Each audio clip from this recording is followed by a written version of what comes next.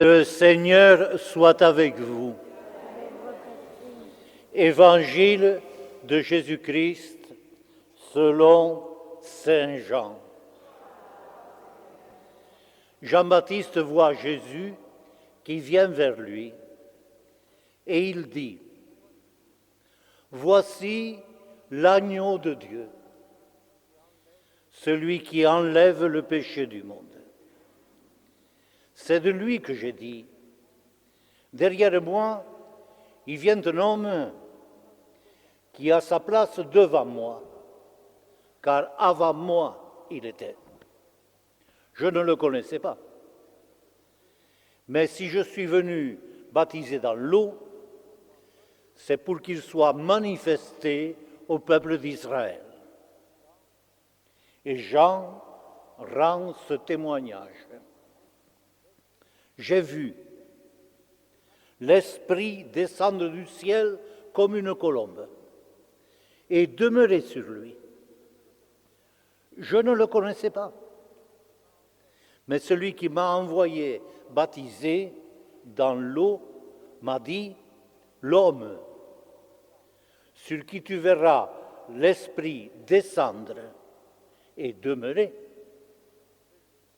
c'est celui-là qui baptise dans l'Esprit Saint. » Oui, j'ai vu. Et je rends témoignage.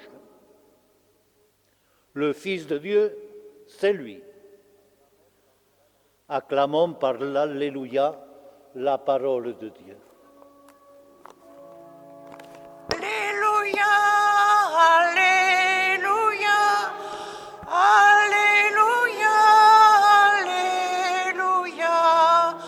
Alléluia, Alléluia, Alléluia, Alléluia, Alléluia.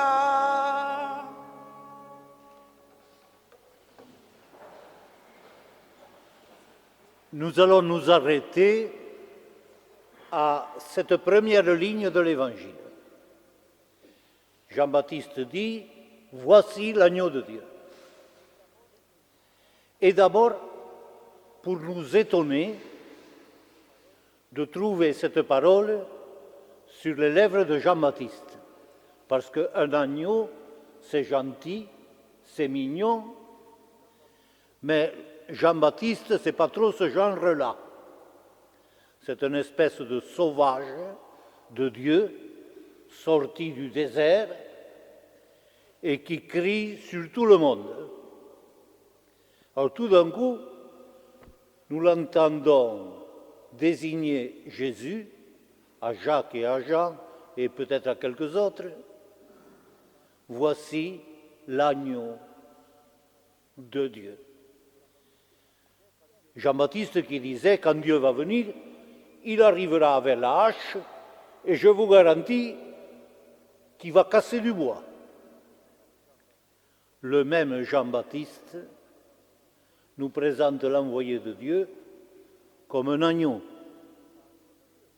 Ce n'est pas agneau de Dieu qu'il aurait dû dire Jean-Baptiste, c'est bélier de Dieu.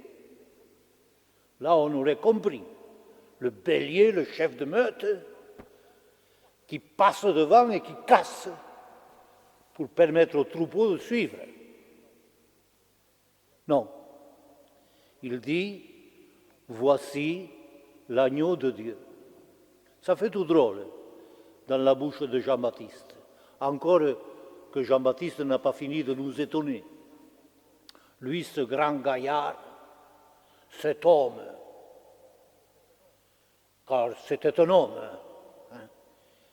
En parlant de Jésus, on dirait qu'il fond. Il dit : « Il y en a un qui arrive. » Et moi, je suis devant lui comme un petit garçon. Je serais content de lui attacher les souliers. Ça serait bien pour moi. Il est bien plus que moi. Jean-Baptiste humble et doux devant celui dont il va dire « c'est le Fils de Dieu ». Et quand nous entendons agneau de Dieu, on l'entend souvent, à chaque messe. Agneau de Dieu, on le chante.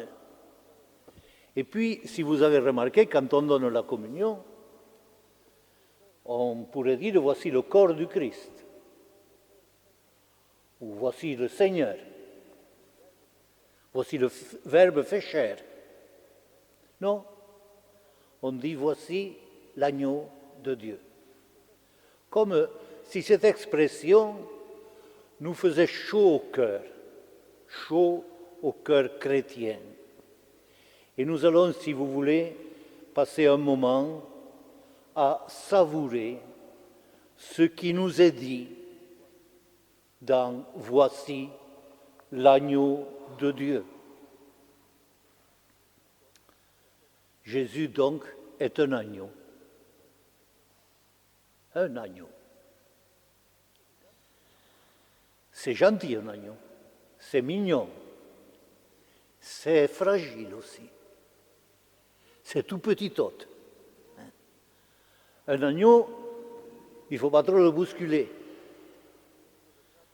On a envie de le prendre dans ses bras pour le caresser, l'agneau. On voit bien un petit enfant, à peine un peu plus grand, qui s'approche de l'agneau, qui le ramasse et qui le met contre son cœur. Voici l'agneau de Dieu.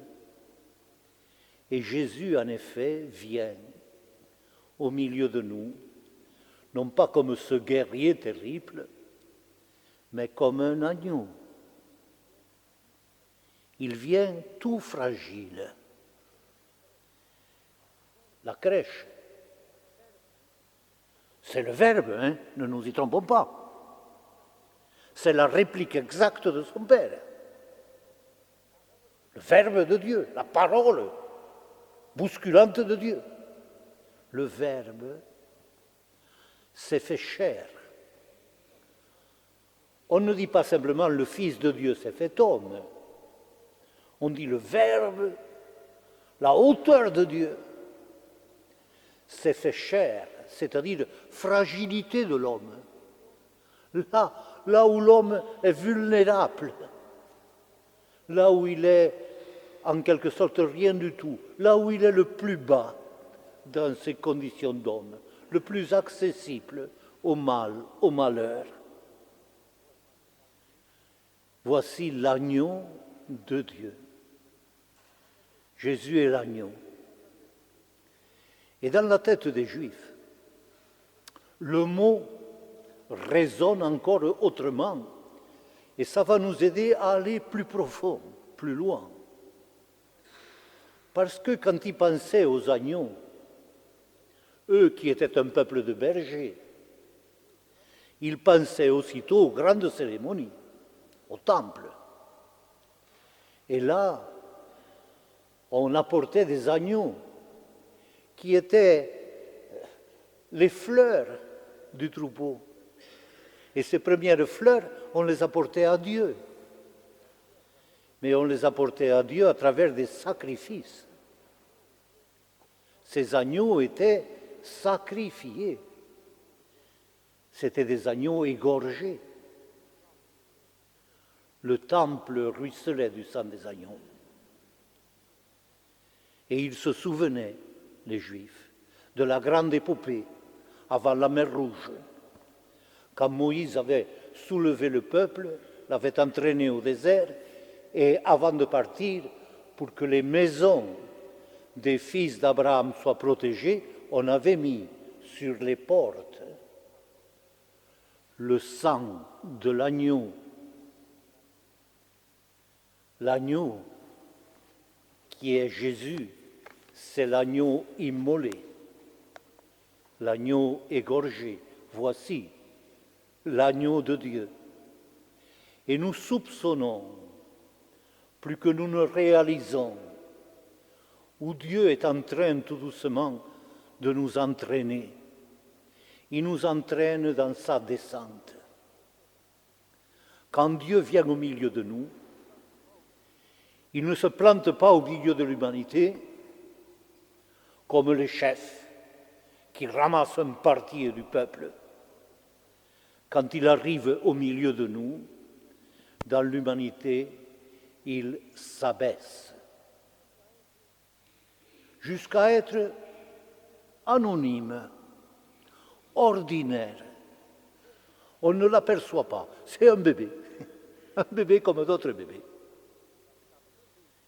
Et puis il va s'abaisser, nous dit Saint Paul, beaucoup plus que ça. Il va s'abaisser jusqu'à l'endroit où l'homme est le plus abaissé, où il est couché dans la mort. Il s'est abaissé jusqu'à la mort. Et encore, quand on meurt proprement. Mais c'est une mort sale, la sienne, la mort de la croix. Et c'est dans cet abaissement-là où il nous semble que Dieu est complètement anéanti, la gloire de Dieu disparaît.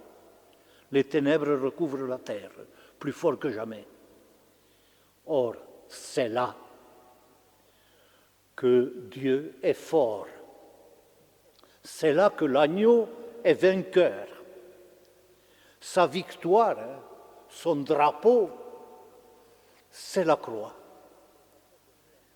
C'est là qu'il est en train de réaliser la grande œuvre de sa vie. Car il ne faut pas oublier toute la phrase de Jean-Baptiste. Il dit « Voici l'agneau de Dieu qui enlève le péché du monde, qui soulève. » On était sous une chape de péché.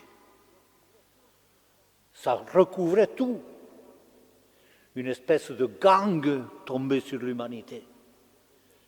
Et bien sûr, les prophètes qui étaient venus, ils avaient dit, ça ne vaut rien tout ça. Et ils donnaient des conseils pour en sortir. Mais les prophètes, il n'y en avait aucun qui était capable de soulever toute cette boue parce qu'il y en avait trop. Ils ne pouvaient pas soulever les péchés du monde. Ils pouvaient les montrer. Et conseiller de ne pas aggraver. En voilà quelqu'un, parce qu'il est ce qu'il est, qui se met sous le péché du monde. Il y a Saint Paul qui nous dit, on ne le voit plus sous le péché. Il est devenu le péché. Devant Dieu, il est là, le péché personnifié, qui l'écrase de toutes parts. Et il soulève ça. Mais il le soulève, non pas à la façon dont le vent balaie le brouillard, il le soulève de toute son énergie de fils de Dieu et de fils d'homme. Il est l'agneau qui enlève, qui lève, qui soulève le péché du monde et d'une façon définitive. Agneau de Dieu. Nous comprenons, nous devinons toute la stratégie de Dieu. Nous devinons Dieu qui vient là où on ne l'attendait pas. Nous pensions, nous, que quand Dieu allait venir, il allait se montrer et faire voir qu'il était le patron et casser la tête de tout ce qui serait contre lui. Et non, ce sont eux qui lui cassent la tête, qui le broient comme du raisin. C'est ça, la stratégie de Dieu, la force de Dieu. C'est la faiblesse de l'homme. La plus petite faiblesse de l'homme, la souffrance de l'homme. Tout le mal qui tombe sur l'homme, Dieu prend ça sur le dos et il devient lui-même l'emblème vivant de ce qui se passe quand ça va mal de partout. Ça va mal de partout pour Jésus. Et pourtant, sa victoire radicale se tient là. Nous ne l'avions pas compris, nous le comprendrons par la suite. Et nous le voyons à la manière dont Jésus avance au milieu de l'humanité. Il ne va pas arriver et faire alliance avec l'empereur de Rome, les rois de ceci ou les rois de cela. On ne le voit pas galoper dans les palais des rois. Il s'en va vers les lépreux, les samaritains et les pécheurs. Il dit, laissez-moi aller avec eux. Mais ils ne valent rien. Mais je suis là, moi, pour ceux qui ne valent rien. Je suis là avec tous ceux qui sont des déchets d'humanité. Des déchets physiques et des déchets moraux. C'est pour eux que je suis venu. Je ne suis pas venu sauver les justes, je suis venu sauver les pécheurs. Il y a là une espèce de dynamique extraordinaire où Jésus veut nous entraîner et nous faire comprendre que nous ne sommes forts, que lorsque, sous toutes les souffrances et quand les autres même nous écrasent, ne veulent pas de nous, nous continuerons à les aimer avec entêtement, comme Dieu s'entête avec chacun de nous. Parce que moi, je ne sais pas comment vous êtes, mais moi, je peux me dire, je lui en ai fait voir, depuis que je suis petit et que j'ai grandi. Et je sais que je lui en ferai voir encore. Mais il m'aime. Et je suis terrassé par cet amour de Dieu qui veut quand même, comme je suis, avec tout ce que je suis, me prendre à lui. Agneau de Dieu, qui enlève le péché du monde, prends pitié de moi, prends pitié de nous. Et il nous trace une route, une manière de vivre. Il nous dit, je vous envoie comme des agneaux au milieu des loups. On va vous bouffer, on va vous passer dessus. Ça fait rien. Au bout, il y a la victoire de l'agneau. Et là, nous nous souvenons de tout ce que Jean dit dans l'Apocalypse. Vous pouvez le reprendre, ce livre. Prenez le chapitre 5, par exemple, si vous ne voulez voir que l'essentiel. Là, on ne parle que de l'agneau de Dieu, de l'agneau vainqueur. Dans tout l'Évangile, on parle 3 fois d'agneau. Et dans l'Apocalypse de Saint Jean, on en parle 29 fois. Vous pouvez le regarder. Pour nous dire, au bout du monde, la fin de l'histoire du monde, c'est le triomphe de l'agneau. Il a sa ville. Pas besoin de lampadaire dans la ville. C'est l'agneau qui est la lumière de la ville. Et Saint Jean nous montre ce fleuve humain fantastique qui monte vers l'agneau de Dieu, qui l'entoure, qui est entraîné par cet agneau de Dieu. Et il nous parle de tous ces saints qui en ont bavé sur la terre, qui viennent de la grande épreuve et qui suivent l'agneau partout où il va. Voilà la consigne de vie, elle est très simple. Suivre l'agneau partout où il va. Le suivre maintenant. Puis quand il me fera signe, pour partir dans la grande fête de l'agneau, et puis pour demeurer toujours dans le sillage de l'agneau. Agneau de Dieu, tendresse de Dieu, extrême tendresse de Dieu blessé, agneau de Dieu qui enlève le péché du monde et toute ma misère avec. Prends pitié de nous, donne-nous la paix.